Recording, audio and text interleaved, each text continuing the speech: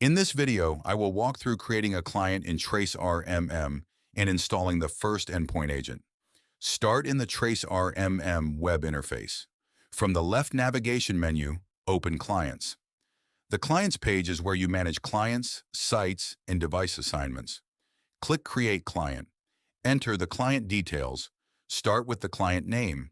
In this example, the client name is TraceRMM. Next, enter the contact name, contact email, and address information. These fields help keep client records organized inside TraceRMM. After the client information is entered, click Save. TraceRMM creates the client and opens the client detail page. Click Edit on the client page and scroll down to Add Site. Enter the name of site and fill out other options. Sites are used to group devices under a client. Next, scroll to the Devices section and click Add Device. The Add Device window lets you choose the site where the new endpoint should be assigned. Select the site, then choose the installer type. For this example, click Download EXE.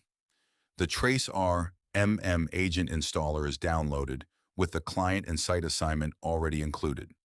Open the downloaded installer. If Windows Smart Screen appears, click More Info, then choose Run Anyway. The agent installer will run on the endpoint and register the device with the TraceRMM Server. After installation, return to the TraceRMM web interface. Refresh the page if needed. The new endpoint should appear under the client.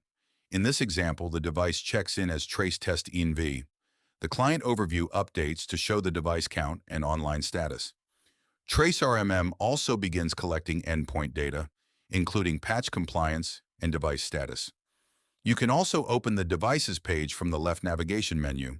The new endpoint appears in the agents list with its host name, online status, and last seen time.